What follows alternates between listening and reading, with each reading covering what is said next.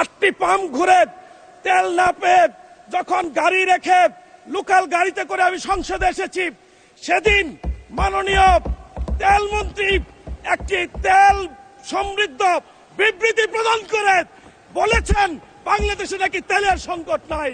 আমি আশ্চর্য হয়েছি। আমি নিজে ঘুরেছি, আমি কি দেখে আসলাম, আর এখানে এসে কি শুনলাম। গাজীপুর থেকে নিয়মিত আমি বাসে করে এখানে সংসদে আসি। আমি এখানে রাতের বেলা তেল না পেয়ে আমার গাড়ি রেখে লোকাল গাড়িতে করে 3 ঘন্টায় গাজীপুর গিয়েছি। জায়গায় জায়গায় দেখেছি তেলের জন্য লাইন, তেলের জন্য হাজারি, আর বলা হচ্ছে তেলের নাকি সংকট নাই। সম্মানিত কাপাসিয়াবাসী, একইভাবে তেলের জন্য বারবার দাঁড়িয়ে আছে।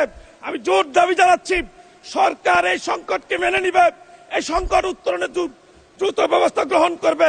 এই বিষয়টি এরকম অনেকটা কাগজে আছে, গোয়ালে নাই। মাননীয় মন্ত্রীর কাগজে বারবার বলেন কোনো সংকট নাই, কিন্তু সংকটের কারণে দেশ আজ বিপর্যস্ত।